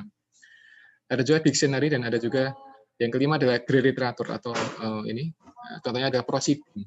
Jadi proceeding dia masuk grade literatur ya, karena publication proceeding dia tidak melalui pre-review gitu. Dia masuk di grade literatur. Baik, ini materi yang terakhir atau slide yang terakhir yaitu original research dengan review paper which is the best. Jadi kalau kita ditanya ini manakah yang terbaik antara riset yang asli sama review paper, ya kita susah menjawabnya. Susah. Mana yang terbaik kita susah menjawabnya, ya. Karena apa? Ada 4 pertimbangan ketika kita menentukan paper itu atau enggak, itu kurang lebih ada 4 pertimbangan. Yang pertama dari problem statement-nya. Jadi si penulis autornya dia pintar enggak nyampein problem statement di background-nya gitu, ya. Jadi meskipun papernya itu bagus novelty, tapi kalau dia tidak bisa menyampaikan problem statement yang bagus, maka papernya jadi berkurang kualitasnya. Ya. Jadi antara problem statement dengan quality dari penulisannya juga menjadi 2 poin penting dalam menyampaikan itu di background gitu, Bapak Ibu. Ya. Terus yang kedua pertimbangannya adalah desain dan metodenya. Jadi di desain kita sudah membahas ada 3 ya, 3 pohon kuanti, pohon kuali, ada pohon mix method, ya, dan di masing-masing pohon dia punya cabang yang begitu banyak gitu ya, dan metodenya. Ya. Nah, seringkali desainnya kuanti tapi metodenya dia FGD, itu nggak nyambung. Desainnya kuantitatif tapi metodnya FGD, itu nggak nyambung. Harusnya desainnya kuali dan metodenya adalah FGD, itu nyambung Bapak Ibu. Ya. Nah, itu juga perlu dipertimbangkan ketika kita membaca sebuah paper gitu.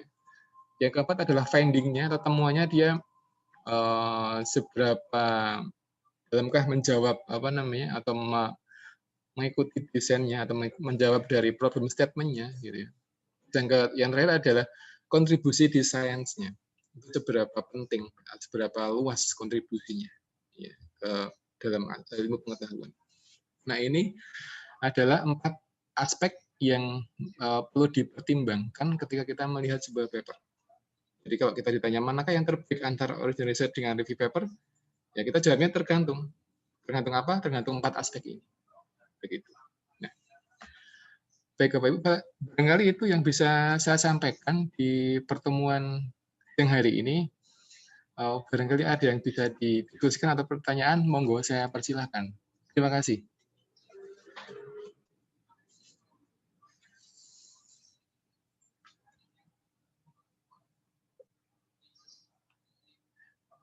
Ada pertanyaan, Bapak Ibu? Monggo, silakan.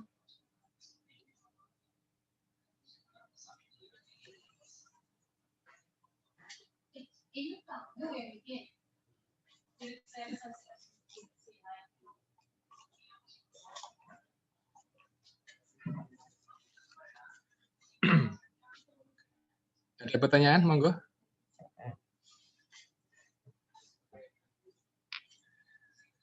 Sudah cukup paham belum untuk materi yang saya sampaikan?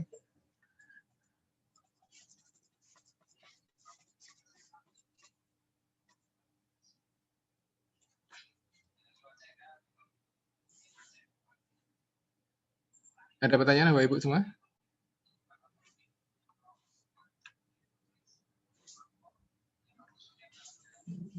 Mas Adef, Mas Adef, Mas Adef, Mas Adef. Ini jelas suara saya? Jelas toh? Oke. Jelas toh? Oke. Ya, mau tanya Pak Adi. Oh, nggih monggo. Ini Cinten Butika nggih? Ya, Nggih monggo Bu. Nuwun Bu. begini Pak Adi, tadi dari Nggih. penjelasannya Pak Adi yang ada mix method tadi. Nggih, nggih, mix method. Maksudnya kita mulainya itu untuk mix Iya. method itu dari kuanti dulu, kuali dulu, Nggih. kemudian itu yang pertama. Terus yang kemudian yang kedua, mix methodnya itu maksudnya bandingannya 50-50 persentasenya atau bagaimana? Maksudnya saya masih kabur gitu. Maksudnya misal ya Pak Adi. Iya, monggo Bu. Saya ingin meneliti tentang bagaimana kombinasi dari alat kromoterapi Nggih. namanya gabungkan dengan terapi muratal untuk pasien CA-MAME. Nah, misalnya itu dibuat mix method, diberi contoh gambaran realnya, mulainya untuk menerapkan hal tersebut dari mana begitu Pak Adi? Diberi gambaran biar nanti maksudnya majunya itu ada gambaran realnya gitu. Oke, terima kasih Pak Adi. Oke, terima kasih Bu Tika. Baik, jadi bagus sekali pertanyaannya. Kalau mix method karena dia terapi, berarti yang pertama kita bisa mencoba kuanti dulu saja. Kuanti dulu. Jadi dicoba dulu alatnya, itu berapa efektif begitu kan. Nah, setelah dicoba alatnya, kemudian yang kedua masuk di kualinya. Jadi interviewnya saja, interviewnya. Ya. Interviewnya. Jadi terapinya dicoba sesuai dengan protokolnya, sesuai dengan prosedurnya atau SOP-nya begitu. Nah, kalau sudah, nanti kemudian di-interview dari outcome-nya. Efeknya seperti apa sih? Apakah ada pengaruh nggak sih? Gitu. Dari simptom atau gejalanya gitu. Nah, itu pun akan butuh waktu lama ketika kita menggunakan mix method, karena kita ketika memberikan intervensi pun juga sudah lama. Ya. Nah, ketika diintervensi pun juga nanti akan butuh waktu lama lagi. Nah, makanya di antara limitation dari mix method, dia butuh waktu yang lama untuk menunggu hasilnya jadi benar-benar utuh dan untuk analisa data. Dia lebih waktunya lebih lama lagi. Gitu. Jadi pertama bisa mencoba treatmentnya dulu seperti apa, sesuai dengan protokol dari risetnya, gitu ya. Jangan lupa informed consent dan juga ethical clearance harus sudah beres dulu, karena itu adalah bentuk intervensi tambahan, ya. Karena standar untuk sekarang Ibu Tika nggih, kanker payudara nggih, terapinya nggih. Iya.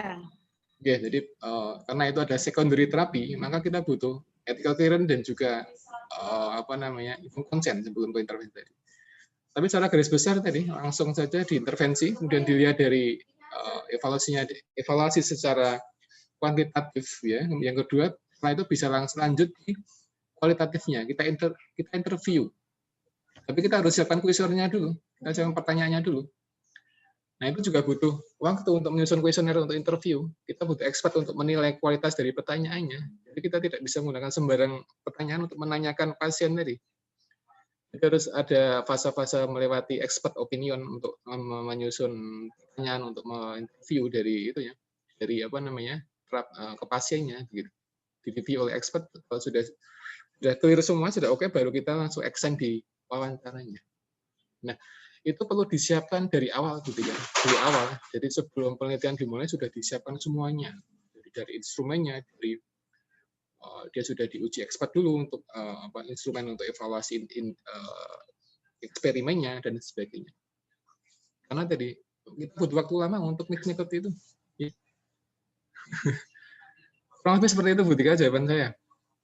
Ya Pak Adi, kalau melihat jawabannya Pak Adi tadi, misalnya tahap pertama kuanti dulu, kedua terus dilanjutkan kuali. Nah, misal apakah saat kita mengambil data kuanti, misalnya ini sudah siap, apakah bisa lanjut pas pengambilan data itu di sekalian sama kualinya gitu? Itu enggak masalah. Selesai dulu hasilnya. itu tergantung pertimbangan penelitinya. Jadi peneliti ketika dia memilih desain, mungkin ada 2 desain Bu Tika, ada sekuensial, ada konkuren gitu ya. Nah, ketika peneliti itu menentukan salah satu desain, itu dia harus punya argumen. Nah, argumennya adalah misalkan Bu Tika mau bareng ya, mau yang konkuren desain gitu ya, yang bareng. Itu juga punya pertimbangan. Alasannya apa sih kok bareng gitu? Alasannya apa? Misalkan alasannya karena waktu penelitian lebih singkat gitu, juga boleh, enggak masalah gitu. Atau mungkin bareng karena nanti biar biar kita bisa tahu real time effect dari treatmentnya gitu. Karena kalau sudah lama kan dia sudah berkurang pengaruhnya, mungkin ada nyerinya atau mungkin apa gitu kan. Kalau sudah dia berlalu 3 hari 4 hari barangkali sudah berkurang gejalanya, tapi ketika kita real time langsung itu malah justru lebih jelas begitu, lebih langsung tahu itunya efek dari treatmentnya. Begitu Bu Tika, kurang lebih jam saya. Ya, Pak Haji, makasih.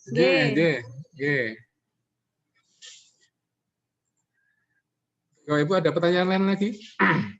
Monggo.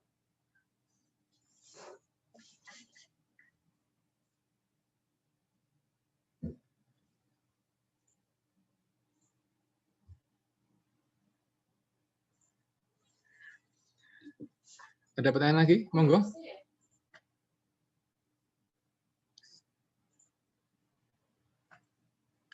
Pak Muji. Pak Muji.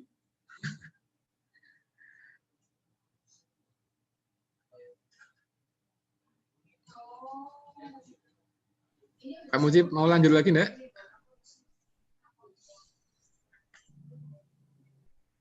Di-unmute dulu Pak Muji. Pak Muji. Belum di-on kan Pak Muji? Pak Muji Karim. Oh, ya, ini baru pindah ke kamar. Bener kayak itu di belakang ada cantol sarung cemandol dan ngepir ya gitu. Oh alah. Kok ketok lah. Berarti penambahan. Nah, ini kita tutup. Nah, ada sarungnya ngepir wis ketutupan. Pak, nambahkan bener Pak? Ya boleh, saya nambahkan boleh lah. Oke, monggo Pak.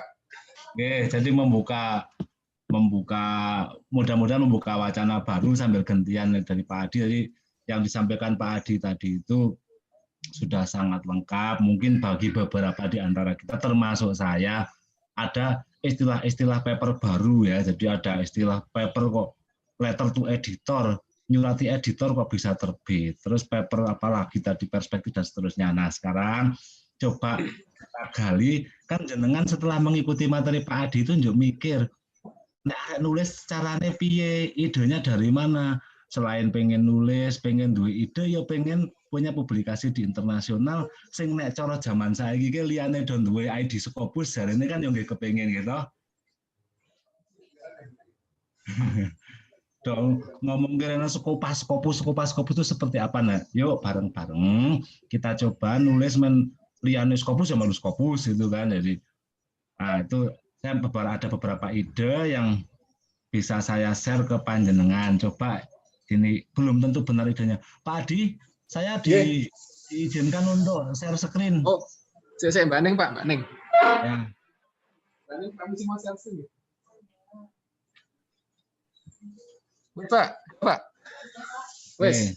Ya, siap. Nah, ini Bapak dan Ibu, ini sudah bisa dilihat screen saya Pak Adi? Oke, jelas banget sudah. Ini tak gedeke men rada gede. Nah, kemarin saya dan Pak Zul itu berpikir selama ini kan teman-teman yang dari ilmu sosial mungkin agak sedikit kendala, misalnya ingin mempublikasikan yang ide-ide yang acceptable di proceeding yang terindeks di Scopus biar ya lumrahe zaman saiki dosen ngoten niku nang Scopus ya Scopus itulah. Nah, saya mencoba kemarin sambil mendengarkan materi Pak Adi, diskusi dengan Pak Yul itu dapat 14 tema. Mungkin ini hanya mewakili sebagian, tapi cobalah kita berpikirnya satu misalnya review evolusi material mata uang dari manusia mengenal uang sampai hari ini. Ini kan bisa ditulis oleh teman-teman dari Fakultas Ekonomi atau HES. Ini kan menarik. Jadi dulu mungkin nilai verbalnya lebih besar dari nilai nominalnya dan seterusnya. Sekarang menjadi nilai verbalnya nggak ada karena imane duit ning ra nyekel duit. Nah, itu dibahas. Terus dari FAI, FAI kan angel Pak Muji. Nah, misalnya evolusi bentuk dan makna kubah, tapi dilihat dari bentuk-bentuknya kelihatan itu loh. Dari ini kalau bentuk seperti ini dibangun pada masa apa dan seterusnya diceritakan. Atau misalnya dari Fakultas Hukum review COVID kaitannya dengan produk-produk teknologi dan antivirus di database paten. Atau PAUD misalnya Bu Husnul, PAUD piye Pak? Nah, ini kan ada misalnya identifikasi tanaman-tanaman asli Indonesia untuk pewarna alat peraga edukasi yang aman. Selama ini kan alat peraga edukasi yang import-import atau mainan anak itu kan bahaya tuh kalau dicakot-cakot sama anak kecil. Nah, mungkin teman-teman di PAUD, nah di Indonesia kan banyak itu tumbuhan yang berwarna, ada yang ada getahnya warna ungu, merah, biru, hijau, hitam, coklat. Lah itu bisa dimainkan untuk menjadi kandidat lah bahasanya atau potensi dijadikan pewarna alami untuk alat-alat peraga.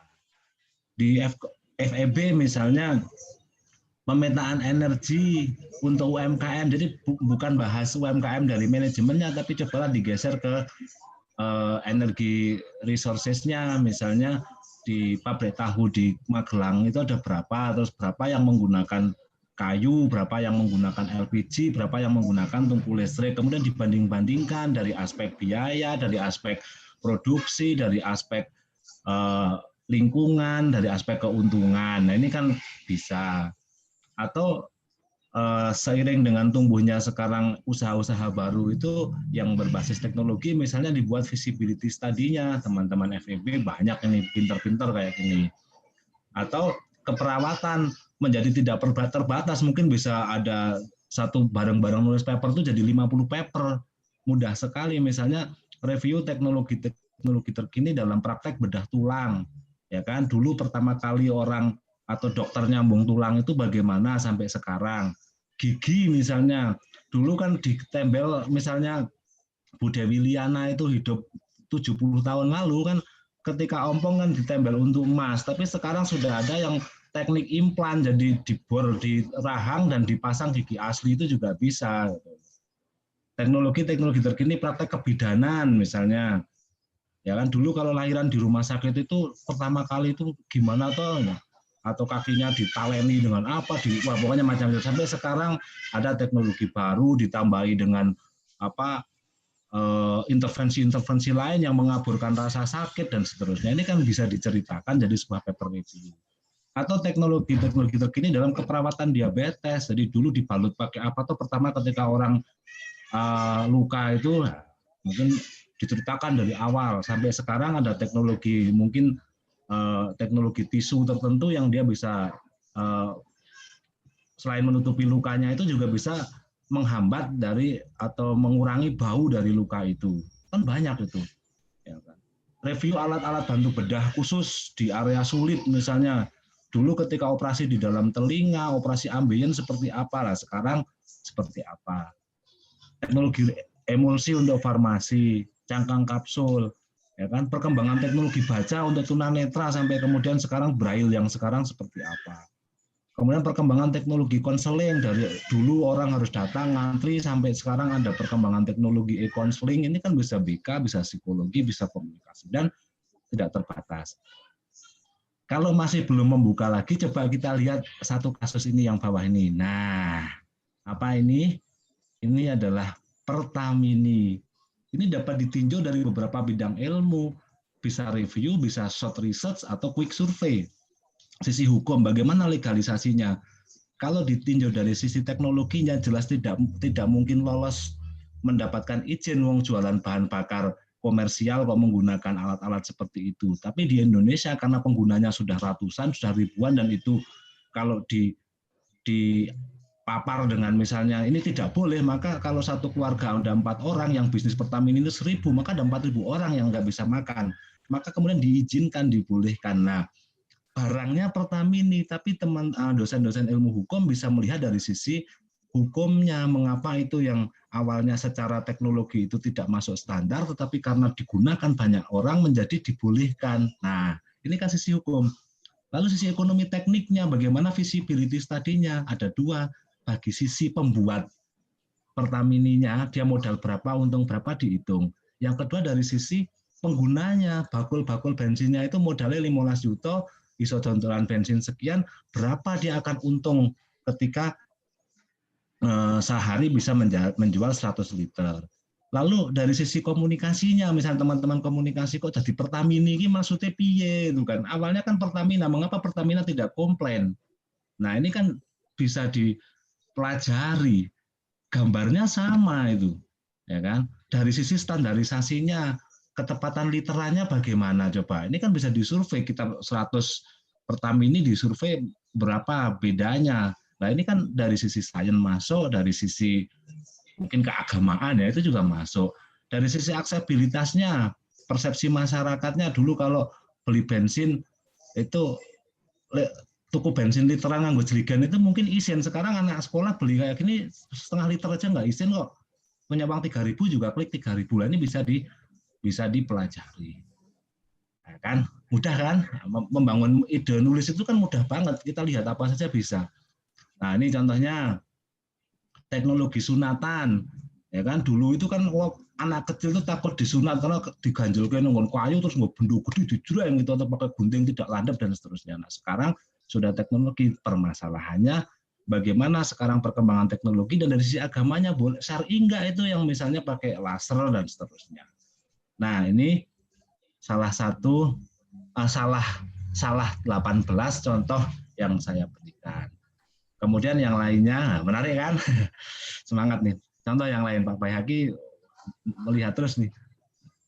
Saya contohkan yang lain, misalnya, nih, jangan berpikir yang sulit-sulit, Bapak dan Ibu sekalian. Ini dosen UPS Tegal melakukan pengabdian masyarakat, memberikan pelatihan terhadap petani untuk meningkatkan produktivitas sobian itu apa tuh? Delay. Kak. Delay dan soybean. Ya, soybean dan padi di Indonesia. Ini keluaran pengabdian terbit di Emerald Insight coba. Emerald nggak main-main, ya kan? Dia menceritakan, tapi pasti ada yang baru di sana atau bagaimana cara menceritakan, meletakkan problem statement seperti Pak Adi tadi menyampaikan. Dan ini nyata kok terbit ini yang nulis Joko Mariono nih, Fakultas Ekonomi di UPS Tegal. Judulnya coba Farmer Training ini nek di bahasa Indonesia kan itu kan pelatihan petani yang sekaligus untuk meningkatkan produktivitas kedelai dan padi di Indonesia. Mungkin pelatihannya itu dilakukan di desa Sukatani di Brebes, tapi tetap dituliskan di judulnya itu di Indonesia. Nah, bahwasannya nanti Sukatani itu dituliskan di metode urusan lain, tapi judulnya dia seperti ini. Lalu ini coba yang lain. Kan mudah banget nih. Bapak Ibu bisa bayangkan ini. Ini artikel terbit di Scopus. Nah, nih. WhatsApp, Viber, and Telegram. Which is the best for instant messaging? Dan yang membanding-bandingkan 3 teknologi aplikasi WhatsApp, Viber, dan Telegram mana yang lebih cepat atau lebih cepat digunakan untuk message, untuk mengirimkan pesan. Nah, mengapa kita tidak berpikir meniru cara yang itu, ya kan? Bendo, arit, gunting, laser, mana yang lebih menarik untuk teknologi hitan zaman sekarang? Nah, misalnya gitu kan. Nah, atau misalnya rukuh polos, rukuh batik, rukuh motif gambar kembang, mana yang lebih dipilih anak muda? Tanda tanya. Di riset nanti desain rukuhnya itu dipasangkan di sini, ya kan? Rukuh itu apa bagi kita? Rukuh tiap hari lihat. Bagi kaum mungkin editor di satu negara yang tidak ada muslimnya kan lucu. Rukuh ki potong koyo ngono dinggo jeblos-jeblos dan seterusnya. Nah, ini kan ide riset hanya seperti ini aja, dibanding-bandingkan satu sama satu nih, gambar WhatsApp, gambar Viber, gambar Telegram, dilihat dari sisi backup-nya, dilihat dari sisi apa, sama tadi misalnya, ya kan, rukuh polos, rukuh ireng, rukuh gambar kembang, rukuh batik, mana yang dipilih anak muda? Nah, dilihat dari sisi motifnya, ya kan, jangan-jangan itu ganggu jamaah di belakangnya karena lihat gambar rukuhnya itu ada gambar SpongeBob, ada gambar apa, kan bisa dikaji. Terus ini improving state regulation of the digital transformation in the investment of and contribution sector. Judulnya itu hanya bagaimana meningkatkan atau memperbaiki regulasi pemerintah di sektor investasi dan konstruksi. Nah, ini kan usulan. Nggak ada risetnya, cuman usulan. Misalnya Bapak Ibu dapat kabar bahwa ada bangunan jalan tol dari Bawen ke Jogja. Kalau kita cek di Google, ketik proyek jalan tol ke Jogja, yang membicarakan kan sudah ribuan. Nah, Bapak Ibu bisa mengusulkan sebuah usulan regulasi atau pemetaan jalur yang berkeadilan bagi pemerintah dan warga masyarakat terkait pembangunan tol Bawen Jogja. Kemudian kalau dilewatkan Temanggung apa untungnya, kalau dilewatkan Tegalrejo apa untungnya, ditulis. Ini yang lain misalnya tadi ya cuman history review aircraft performance, menceritakan sejarah perkembangan sayap pesawat, ini juga masuk. Lalu dan yang lain lagi, mungkin lebih banyak lagi, lebih ribuan lah, ribuan. Nah, sekarang mari kita diskusikan, kok gampang ya ternyata setelah melihat contoh-contoh tadi itu loh. Bu Astiwi itu pagi-pagi mau ke kampus lihat apa aja, itu kalau kemudian dihayati benar-benar, digunakan level imajinasinya itu adalah KKNI level 8, inovatif dan teruji, masuk itu. Mau editornya itu langsung lihat itu seneng gitu. Itu Pak Adi kira-kira tambahan dari saya sebagai ya sharing experiences lah, atau sharing enteng-entengan lah. Ya, oke, siapa? Oke, motor dulu Nak Muji. Oke. Bapak Ibu barangkali ada yang mau ditanyakan? Ini sudah masuk asar dan ada motor buat tes juga sampai jam 4 makanya. Pak Muji badhe closing mboten Pak Muji? Napa jangan langsung close mawon? Closingnya tadi itu udah closing, itu sudah closing, yang mudah-mudahan membuka jalur berpikir baru bagi teman-teman bahwa hal yang remeh-temeh, sepele, sak kuku ireng, sak jadi artikel saja itu ketika diilhami dengan cara atau dimaknai dengan saintifik itu menjadi sebuah artikel yang bermakna bagi orang lain. Itu kira-kira closing statement dari saya. Oke, terima kasih Pak Muji.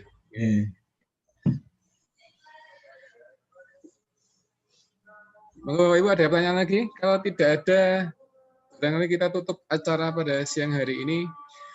Saya mengucapkan terima kasih kepada Pak Muji yang sudah menyempatkan diri untuk mengisi materi, dan saya juga terima kasih kepada Bapak Ibu semua yang sudah mendengarkan dan sudah sharing juga. Baik, saya Eri. Assalamualaikum warahmatullahi wabarakatuh. Waalaikumsalam warahmatullahi wabarakatuh. Terima kasih Pak Adi, Pak Muji. Pak Muji. Sami-sami. Foto dulu ya. Kalau siapa yang mau foto itu siapa? Bu Hermahayu mesti. Nah, foto-foto ya, foto tak abani. Ora, pas itu. Nah, kalau mau foto di Zoom itu syaratnya cuma 2, nyebutnya kalau nggak domba ya kuda ya. Aneh mermut, kucing, domba, seger.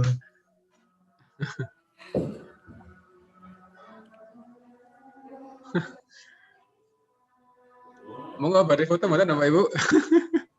Ya, yang mau diskusi silakan, ini kan monggo santai mawon. Zoom ya, nanti belum saya tutup sampai terakhir, peserta terakhir itu meninggalkan Zoom baru kita end meeting. Jadi ini tadi udah ditutup. Nek mau diskusi sekarang boleh. Misalnya Bu Husnul itu kan mau tanya ke saya, boleh. Sudah sedikit ada pencerahan. Banyak kan Pak? Banyak pencerahan loh Pak. Alhamdulillah. Iya. Ya tambah ayu enak.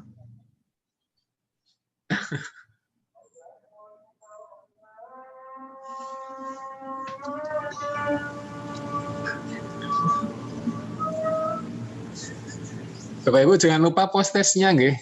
Mengisi post test jangan lupa. tengah salat ya Pak. Wah, siap, nggih. Nggih, ya. Dulu sholat. Mundur. Boleh. Diri. Nggih, monggo. Nggih. Assalamualaikum warahmatullahi wabarakatuh. Yang postisnya dapat Waalaikumsalam. nilai 100 itu dapat hadiah 1 ekor kambing seukuran mermut. Nah, ada. Niku kudu Pak Muji golek kita.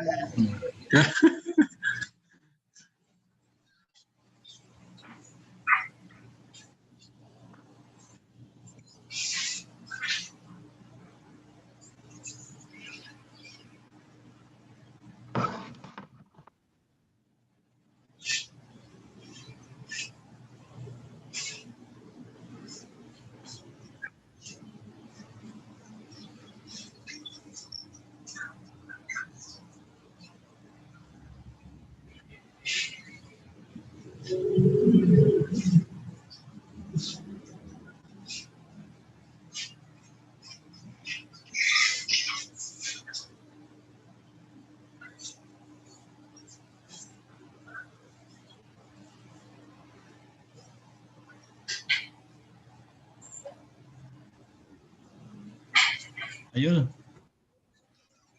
Iya. Pak Adi itu recordingnya dimatikan dulu, Pak Adi. Hah? Oh iya. Recordingnya dimatiin aja. Mbak ini dimatiin nggih?